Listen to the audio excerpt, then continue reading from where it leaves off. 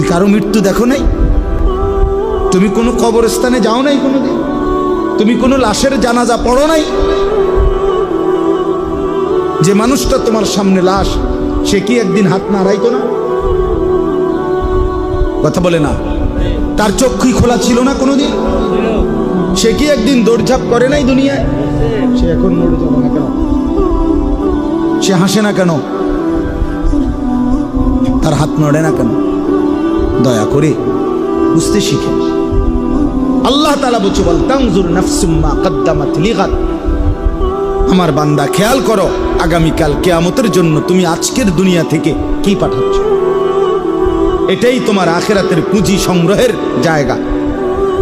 দুনিয়া, এখান থেকেই আখিরাতের জন্য পাঠাইতে হবে। মা কদ্দামাত, হিসাব করো আখিরাতের জন্য কি পাঠাইছো। ওয়াত্তাকুল্লাহ।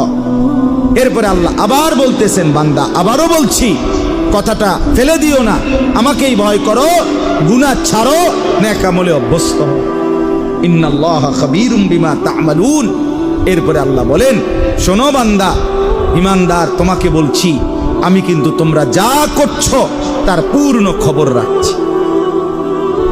এক বিন্দু আমার থেকে আড়াল করতে পারবা না। এমনকি হৃদয়ের ভিতরের যেই কথাগুলো, খোদার কসম কোরআনে আছে,